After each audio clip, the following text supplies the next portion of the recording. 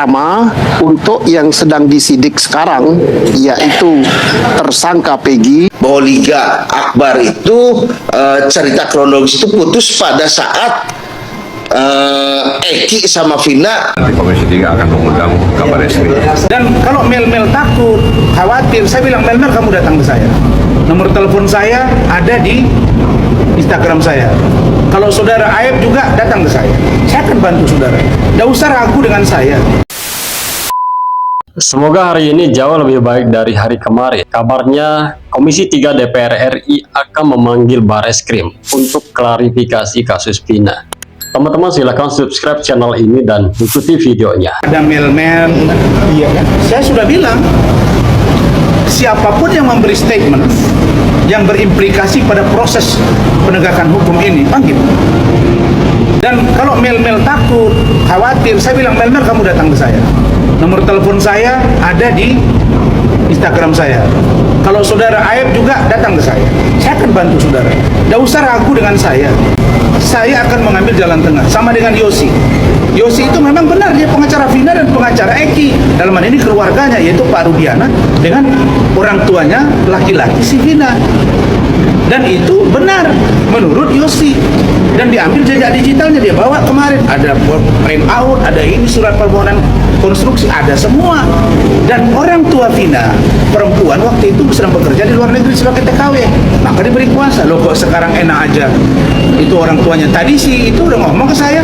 Barusan Yosi telepon saya dari Cirebon. Bang, saya sakit hati banget ini. Kok kakaknya itu ngomong, kakaknya Vina itu bilang nggak ada kuasa diberikan. Padahal waktu persoalan ini sering diskusi sama saya. Itu kata beliau ke saya. Jadi dia kan nggak mungkin dong si Yosi ini berani ya mengungkap seperti ini tanpa dasar hukum. Saya sudah beritahu dia ini benteng. Dia tunjuk saya sebagai pengacara karena dia takut ini yang seperti ini.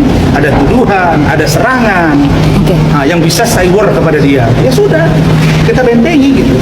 Oke, tapi banyak netizen juga yang meragukan kesaksian Aib, Bang Rasman. Ya, Bang Rasman gimana? Saya mendorong siapapun yang melontarkan statement, tolong dipanggil oleh penyidik Polda Jabar. Siapa tahu keterangan itu baik untuk memberi kepastian hukum dalam persoalan ini, mempermudah proses penyidikan oleh kepolisian. Kalau untuk soal Aib menghilang gimana Bang menurut Abang? Sekarang dia udah nggak ketahuan nih lokasinya di mana, kabarnya bagaimana? Banyak yang bilang dia menghilang, antara hilang atau sembunyi ya Bang? Ya, saya nggak tahu. Kalau dia lontarkan, siapa yang nyuruh dia melontarkan itu kalau nggak benar. Oke. Tapi kalau dalam pikiran saya nggak usah terlalu jauh kita berpikir. Kita percaya aja bahwa Aib itu kita positif thinking aja. Nah sekarang kalau Aib khawatir dia nggak tahu di mana, udah hubungi saya. Aib datang ya, ketemu Bang Rasman. Nomor handphone saya ada di Instagram saya. Oke. Saya akan bantu kamu. Apalagi yang masalah ini bully saya, ada statement saya, ada Iya, salah seorang. tanggapan kalau Abang dibully seperti apa Bang? Apa-apa. Kan saya kan udah rasakan 2 tahun lebih diserang bertubi-tubi. Saya beritahu ya, laporan ijazah palsu terhadap saya sudah SP3, sudah digelar dan tidak terbukti. Ya, itu sudah clear. Bahkan DPP KAI, Kongres Advokat Indonesia, pimpinan Siti Jamalirin Apollo sudah buat surat pencabutan. Nah, jadi itu clear persoalan itu. Yang lain-lain udah clear satu-satu. Saya pakai salurannya kok. Kita lihat aja. Jadi saya nothing tulus karena saya tidak punya beban dalam persoalan ini. Beban saya adalah bagaimana ini cepat diproses, terbukti siapa pelaku dan siapa tidak pelaku, seperti apa, siapa berperan apa, siapa berbuat apa. Dia akan menanggung resiko itu. Gitu. Oke, terakhir Bang, satu Yes. lagi nih. Menurut Abang yang harus dilakukan Kapolri agar kasus ini cepat clear, nggak terlalu banyak drama Bang? Menurut Abang? Pak Kapolri saya pikir sudah atensi. Kalau udah Pak Presiden ngomong, pasti Kapolri atensi. Pasti atensi. Dan sekarang memang serius. Coba Anda lihat. Tiap hari kan di Polda Jabar itu ada yang diperiksa. Kemarin saksi ini, hari ini. Dimunculkan lagi kemarin cerita oleh bapaknya Peggy yang mengatakan bahwa anaknya dipaksa menandatangani. Come on, jangan ditabur-tabur lagi lah bahasa yang bias-bias begini sehingga berisiko kepada perdebatan yang tidak tuntas di masyarakat. Jadi berbahaya buat kita. Itu penegasan saya. Thank you. Dengan pencabutan BAP ini akan seperti apa efeknya pada pengusutan kasus ini, Pak? Jadi ada dua ya. Pertama, untuk yang sedang disidik sekarang, yaitu tersangka Peggy, ini sangat menguntungkan bagi dia. Bahwa artinya peristiwa yang terjadi 2016 itu sangat kecil akan menyangkut nama dan Peggy yang sekarang ditahan. Kedua, ini kalau benar, kalau bisa dibuktikan apa yang dikatakan oleh Liga Akbar, bahwa dulu penyidikan ini mengarah kepada keterangan seperti yang disampaikan oleh saksi Aib yang jelas berbohong. Maka pada persidangan itu jelas skenario kasus itu bukan berdasarkan kejadian sebenarnya. Catatannya kalau benar yang disampaikan ini, maka sidang pengadilan tingkat pertama dan sidang pengadilan tingkat banding dan sidang pengadilan kasasi itu menyidangkan skenario rekayasa. Dan ini sangat berguna bagi pengacara-pengacara, advokat-advokat, baik advokat tersangka Peggy maupun advokat para terpidana yang sekarang masih di dalam dan advokat daripada terpidana yang sudah keluar, yaitu Saka Tatal, untuk mengajukan peninjauan kembali. Oke. Sehingga mereka bisa dibebaskan dan Saka Tatal bisa dipulihkan nama baik. Dan juga ini penting untuk dunia peradilan di Indonesia. Seandainya ya, saya tidak mengatakan apa yang dikatakan Liga Akbar itu benar.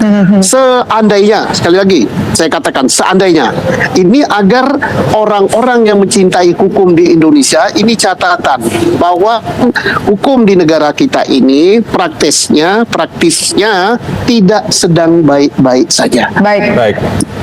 Sangat menyedihkan kalau perkara bisa direkayasa seperti itu. Lihat nasib orang. 7 orang masih mendekam dalam penjara, menunggu mati di dalam penjara karena seumur hidup. Pantauan terkait salah tangkap, kemudian yang sekarang juga dicurigai salah tangkap juga. Ya, ada kemungkinan nanti Komisi 3 akan mengundang Kabar Eskrim. Ya, bukan hanya soal itu, ada beberapa persoalan lain yang akan ditanyakan kepada Baris Krim. Dan mudah-mudahan saja dalam masa sidang ini Komisi 3 bisa mengundang Kabar Eskrim untuk mengkonfirmasi berbagai macam peristiwa hukum yang terjadi, termasuk juga mungkin kasus Vina ini seperti apa sebenarnya cerita yang terjadi di lapangan. Karena ini 2016, dulu yang jadi Kapolres sekarang sudah jadi lain lagi dia. Ya, mungkin dulu penyidik-penyidik yang ada di Cirebon sudah berpindah kemana-mana. Ya, tapi kan sebenarnya file ini nggak boleh hilang. Ya, file ini nggak boleh hilang. Yang pertama itu Liga Akbar ini tidak mengenal dan tidak pernah melihat Peggy Setiawan. Nah, yang kedua, ini Peggy Liga Akbar ini dalam memberikan kesaksiannya ada poin yang sangat menentukan, di mana kronologis itu tersangkut dengan saksi-saksi yang lainnya, sedangkan kronologis tersebut oleh Liga Akbar dicabut. Nah, ini yang akan menjadi bumerang untuk saksi lain, bahwa keterangan itu bukan murni kejadian, tapi ada yang mengarahkan atau dikondisikan oleh pihak lain. Poin yang terpentingnya sih oleh Liga Akbar itu bahwa Liga Akbar bertemu terakhir dengan Eki dan Vina itu sekitar pukul 7 malam. Nah, di mana mereka itu berencana mau ke Kuningan untuk adanya pertemuan klub. Nah, itu rangkaian peristiwanya itu putus di situ, bukan ditambahkan menjadi bahwa Eki, Vina dan Liga Akbar ini berjalan menuju arah ke jembatan Layang Talun. Tuh. Makanya di situ kan ada suatu kronologis bahwa pada saat perjalanan tersebut antara Liga Akbar, Eki dan Vina ini dikejar, dilempari dan diteriaki sehingga terjadi ya dugaan itu. Tuh. Pada kenyataannya dari pengakuan Liga Akbar, peristiwa tersebut itu tidak ada. Peristiwa hukum yang dilihat sama Liga Akbar itu tidak sampai adanya pengejaran. Nah, kronologis pengejaran itu, dikejar, dilempar, diteriaki, itu loh adalah suatu penambahan yang diskenorialkan, yang ditambahkan. Jadi terciptalah suatu kronologis yang dipakai oleh saksi lain juga. Itu. Yang realnya itu tidak ada, itu pengejaran, pelemparan, diteriaki itu tidak ada. Bahwa Liga Akbar itu cerita kronologis itu putus pada saat Eki sama Vina berpamitan untuk ke Kuningan. Itu pamitannya itu berlokasi di warung depan SMA 5 Perjuangan. Sampai di situ. Makanya tidak ada peristiwa pengejaran, lempar batu, diteriaki, itu sebenarnya tidak ada. Nah, inilah yang dicabut oleh klien kami Liga Akbar. Selain itu juga ya Liga Akbar juga tidak mengenal sosok Peggy Setiawan, tuh. Tidak melihat, tidak mengenali Peggy Setiawan, hanya mengenali Vina dan Eki. Nah, menurut pengakuan dari Liga sih, mereka kan awalnya berkumpul di depan warung SMA 5.